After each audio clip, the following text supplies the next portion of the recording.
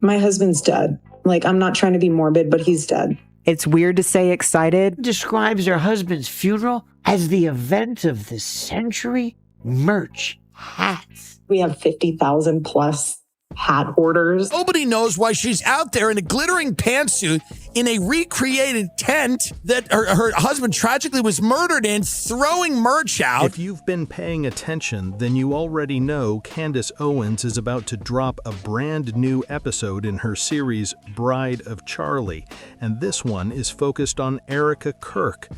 The big question is, what's the angle? Is this going to shine a good light on her, or is it about to expose some serious cracks in the story? Are new allegations coming out, or is this a deep dive into everything that's already been swirling around? But here's what really stands out. The backlash against Candace has been loud, and other commentators have touched on pieces of this story too. Still, with everything exploding the way it did after people found out Charlie was gone, it felt impossible not to address it head-on. When everything first happened, things were chaotic, no doubt about it. But Candace didn't immediately go after 𝗖𝗱𝗱. She actually gave her space. She let her grieve. She let her mourn. In fact, at times it looked like she was protecting her. When comments started popping up saying things like, "Look at 𝗖𝗱𝗱, I'm suspicious of 𝗖𝗱𝗱. What is 𝗖𝗱𝗱 doing?" Candace didn't pile on. She stood up for her and told people to slow down. But then things started stacking up, one after another, back to back, no breaks. Strange details, odd timing, stories that just didn't line up. Candace, Barron, and others began pointing out these inconsistencies, and now there are so many pieces that feel off. Parts of 𝗖𝗱𝗱's past are being brought up, and critics are saying they don't match the image she presents today as a grieving, faith-driven widow. And that contrast, it's raising serious eyebrows. She had the movie connections, she did the beauty queen circuit, and there are tons of videos floating around, Instagram, social clips, event footage, showing her out at parties, networking, and spending time around a lot of men. Now let's be clear, nobody is saying she was involved with all these men in a romantic way, but people online keep pointing out that she was constantly in those spaces, acting playful and very flirty. Some critics even argue that certain clips don't line up with the strong Christian image she presents today. That contrast is what's got people talking. From what's being teased, this series looks like it's going to dig deeper into the allegations and examine her possible connections to the controversy surrounding the Charlie Kirk situation. And online, it's chaos right now. People are arguing, speculating, picking apart old clips. Everyone has an opinion. If you haven't seen it yet, the trailer for Bride of Charlie is already making waves, and it's only adding more heat to the President fire. Trump says that Kirk has died after he was shot from a nearby building. After being shot at Utah Valley University. The great and even legendary Charlie Kirk is dead. The cries of this widow will echo around the world like a battle cry. I didn't even get to give him a kiss goodbye. That young man, I forgive him. Take your time.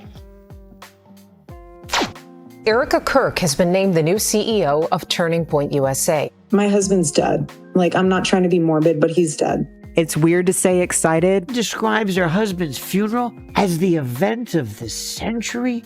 Merch, hats. We have 50,000 plus hat orders. Nobody knows why she's out there in a glittering pantsuit in a recreated tent that her husband tragically was murdered in, throwing merch out. Everyone grieves differently, so if someone's acting weird, don't read into that. Zionists, the Prime Minister of Israel, all lied through their teeth about Charlie Kirk. Her operation was in Constanta, the epicenter of Romania's trafficking scandal. We are in conversations to have with a 15-year-old. I'm gonna touch your butt. $8.6 million to their own shell company. What is going on? We have nothing to hide. My aunt used to tell me, never do something that you don't want on the front page of a newspaper. And of course, this is part of Candace Owens' investigative series, so it's being framed as a deep dive, not just random commentary. Now, let's be real. If 𝗖𝗱𝗃 truly had nothing to do with her husband's passing, then a series like this could look incredibly harsh. Some critics online are already calling it cruel, and a few have even labeled it demonic. That's how intense the reaction has been. From their perspective, they see it as targeting the widow of a man who is highly influential in conservative circles, and doing it months after his death. They're pointing out that this isn't just a quick video either. It's multiple episodes, dramatic editing, dramatic storytelling, and a full rollout strategy. And yes, people are also mentioning the fact that content like this generates views and revenue. That's why emotions are running high and the debate is getting louder by the day. If you step back and look at it from that angle, if she truly had zero involvement in what happened, then this would come off as a brutal move. It would look like someone taking a painful situation and turning it into a public spectacle. And in that context, people would see it as completely out of line, no question about it. Now flip the script for a second. If there really are allegations that she was involved, or even played a small role, then this series could blow the lid off things that have people seriously nervous. That would explain why folks on X are spiraling right now, posting non-stop, arguing in threads, and acting like something major is about to drop. The energy online is tense, and you can feel it. Now, imagine if this whole thing turned out to be a curveball, like Candace drops a series about pageant life, old glam moments, and how dominant she was on stage. That would be wild. People would feel played. But let's be honest, that doesn't seem likely. Everything about the build-up points to something way heavier. As for commentators like Tim Pool and Dan Bongino, I don't have personal issues with them. I don't follow their content closely, so most of what I'm seeing is fresh to me. But Bongino has been outspoken. He's used strong language, calling the situation demonic, and he's echoing what a lot of accounts on X are claiming, that it feels coordinated. Some believe it's an organized hit, and they're questioning who's backing it. There's a lot of speculation, but no clear proof being laid out publicly. And here's the thing. This kind of media clash isn't new. Big personalities, big accusations, loud reactions. It's happened before in political and online spaces, and chances are it won't be the last time we see something like this explode across the timeline. This is what people say happens when someone gets too close to something sensitive or starts upsetting powerful circles. That's the narrative being pushed right now. And whether you believe that or not, one thing is clear. She's catching heat from every direction. The pressure is coming non-stop, and it's loud. The first name I heard tied to this was Matt Wallace. He stepped out publicly and said, "Full disclosure, I was offered money today to say bad things about Candace Owens, and I turned it down." That statement alone sent shockwaves through social media. If that's accurate, that's a serious claim.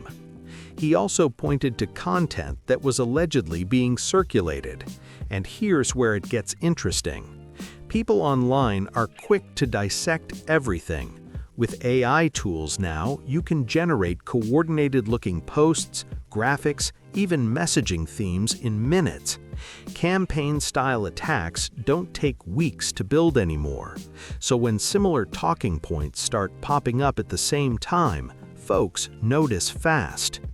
According to him, it felt way too convenient, like some kind of memo had gone out instructing people to smear Candace Owens. That's the accusation being floated. So now the big question is, what exactly was in that supposed memo? Let's break it down. Subject: urgent, shut down Candace's latest smears. Action: needed 2 nights. This isn't journalism. It's pure evil, demonic slander against a widow, still mourning, dragging Charlie's name and legacy through the mud for clicks and clout. We've seen her platform before, but this time it's personal, it's vicious, and it has to stop. Talking points. You see, it's verbatim, are close variations. Candace Owens is evil, pure evil. This is demonic, straight-up satanic-level attack on a widow and her kids. Candace is a demon, obsessed with destroying Charlie's family. How can any real Christian stay silent while she attacks 𝗖𝗱𝗱 like this? She's not asking questions, she's conducting a witch hunt. So looking at those points, the clear theme being pushed is that she's evil or demonic. That's the label getting repeated over and over. Some voices are even going as far as saying that if you don't side with them, then you're not a real Christian. That's a heavy accusation to throw around. What critics are arguing is that faith is being used like a weapon in this debate, framing it as good versus evil instead of sticking to facts. On the flip side, supporters say she's simply asking hard questions, while opponents claim she's running a full-blown witch hunt. At this stage, nobody has the full picture. Time is going to reveal what's solid and what's just noise. Graham Allen's strong stand. He's leading the charge, so it looks like Graham Allen is the frontrunner of this post your own version if you have reach, tag big accounts. So it looks like some of these people may not have large audiences. So from that perspective, what people are claiming is that this looks like a coordinated push, maybe even well-funded, aimed at damaging Candace's reputation. The repeated language stands out. Words like demonic, evil, and witch hunt keep showing up again and again, along with the claim that she has no real evidence to stand on. That repetition is what's catching attention. What's also interesting is the focus on the replies. It's not just posts, it's the comment sections too. The same phrases, the same tone, flooding timelines and threads. When messaging shows up in waves like that, people start asking questions about whether it's organic or organized. Some are calling this a textbook influence strategy. The idea is simple: repeat something often enough, make it highly visible, and it starts shaping public perception. If users scroll and constantly see that she's evil or demonic, the goal would be to make that narrative feel dominant. Whether that's truly happening or just how it appears, that's what has everyone debating so intensely right now. Or the goal could be to drown out people's curiosity before they even click the trailer, especially before they sit down and watch the full series. If you can make something look toxic or off-limits ahead of time, some viewers won't even give it a chance. That's the strategy some are pointing to.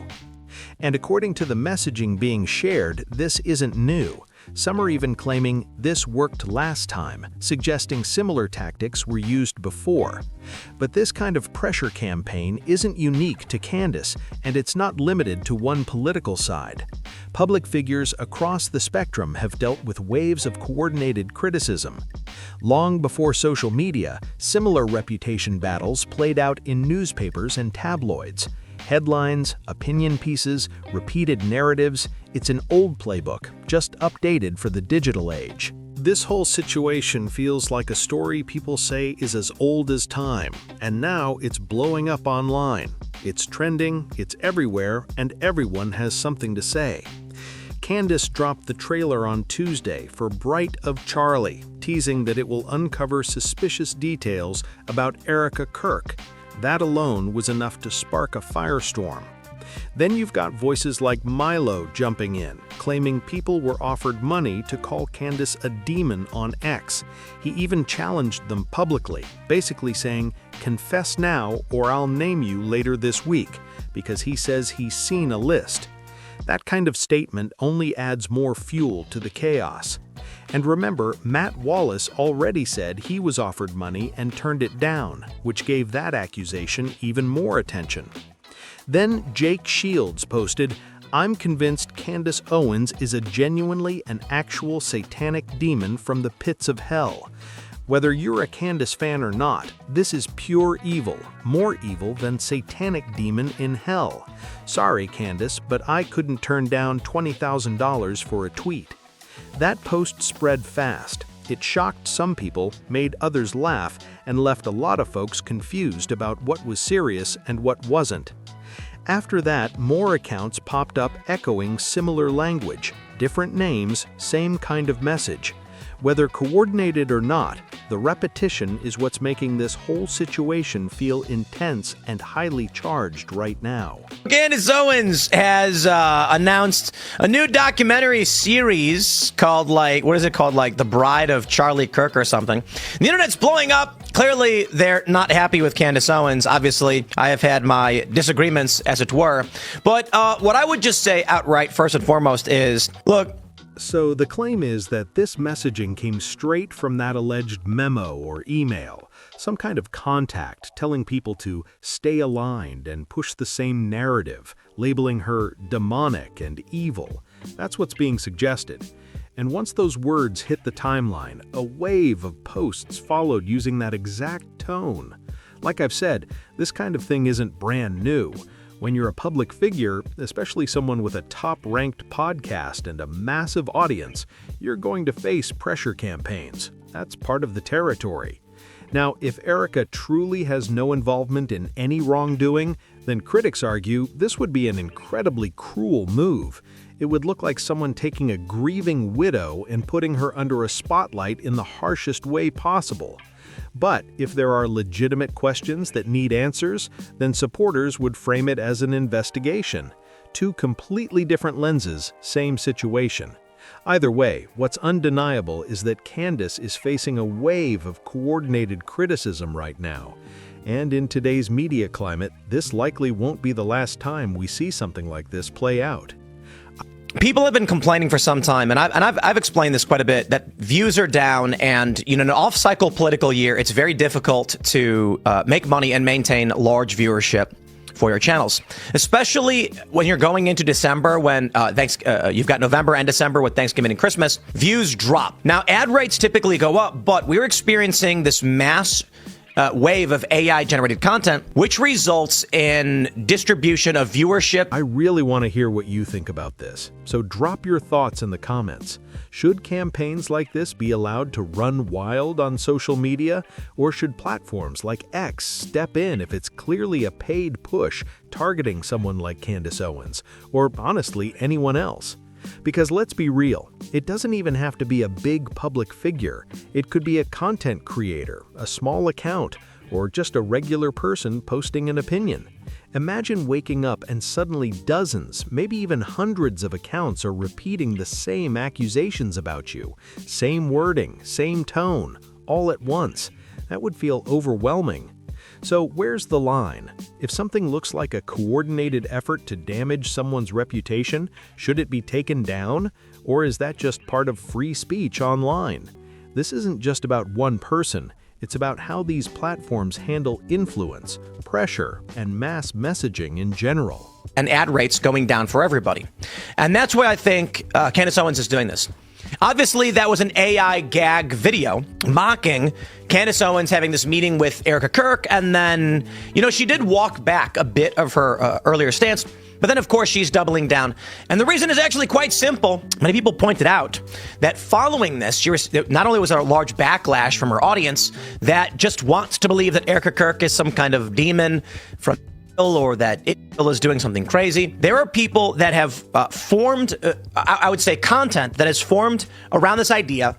And then you've got Dan Bongino stepping back into the spotlight, and he's not holding back at all. He's firing off takes, calling people out, and making it clear where he stands.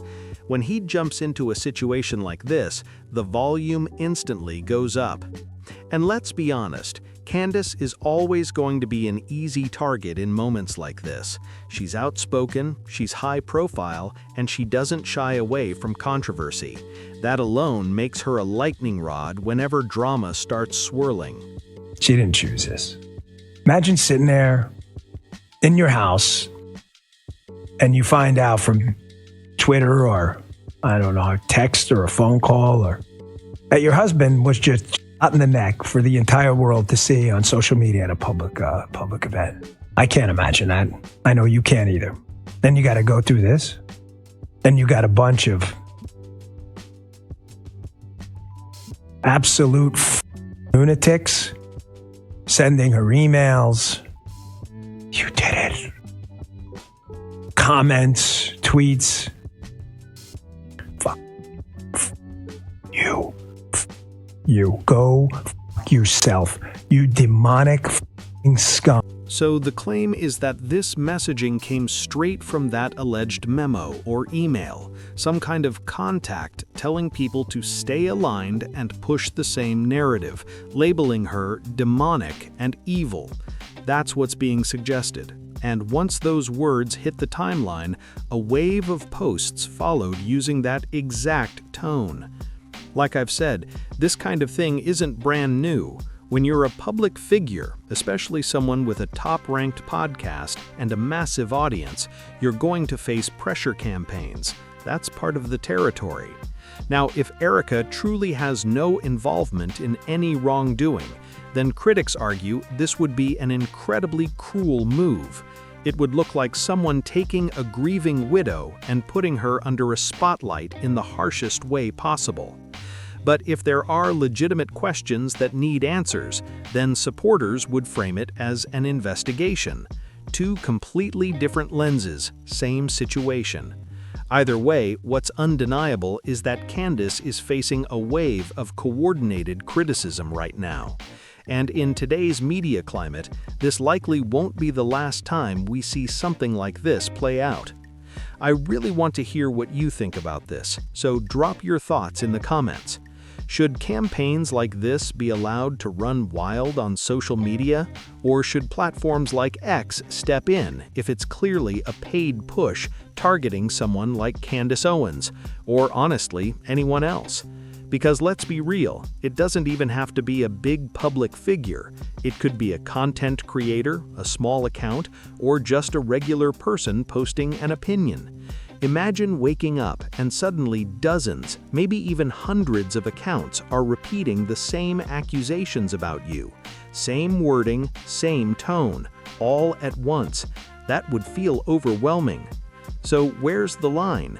If something looks like a coordinated effort to damage someone's reputation, should it be taken down? Or is that just part of free speech online?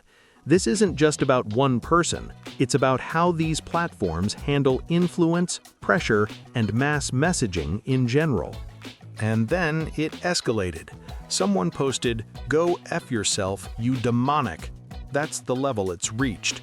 The message was clearly aimed at people speaking about 𝗖𝗃𝗃 or TPUSA, but Candace Owens keeps getting singled out the most. When you're at the top of the podcast charts and you're loud about your opinions, you become the easiest person to pin everything on. Some critics, like Mindy, argue that Candace helped spark the initial wave of suspicion and pushed the conversation in this direction. That's their stance. But at the same time, there are others who say they independently started digging and found details they believe are questionable. That's where the tension really builds. To be clear, raising questions is not the same as declaring someone guilty. There's a difference. But people are pointing to past events, old footage, timelines, and current behavior connected to 𝗖𝗃𝗃 and TPUSA that they believe deserve a closer look. Whether those concerns hold weight or fall apart under scrutiny is something that still needs to play out. So here's the big question. How is this not harassment if people are allegedly paying influencers with huge platforms to push certain narratives and smear someone like Candace Owens? If that's really happening, that's serious. When creators with massive reach repeat the same accusations, it can shape public opinion fast. And think about it. If something like this can happen to someone as visible as Candace, what about smaller creators? What about regular users? It probably does happen to others, just on a quieter scale. That's what makes this conversation bigger than just one name. So I want your take. Is this completely out of control, or is this just how the internet works now? Should paid campaigns that target someone's reputation be allowed on social media? And on the flip side, does the backlash somehow validate Candace's series on 𝗖𝗃𝗃, or does it raise even more concerns? Let's talk about it. If you made it this far, don't just sit back. Tap that like button right now. It helps more than you think and pushes this conversation out to more people who need to see it. Make sure you subscribe so you don't miss what drops next, because this story is still unfolding and it's only getting louder. Share this with your friends, post it on your timeline, send it in the group chats. And most important, drop your thoughts in the comments. I'm reading what you're saying, and I want to know where you stand on all of this.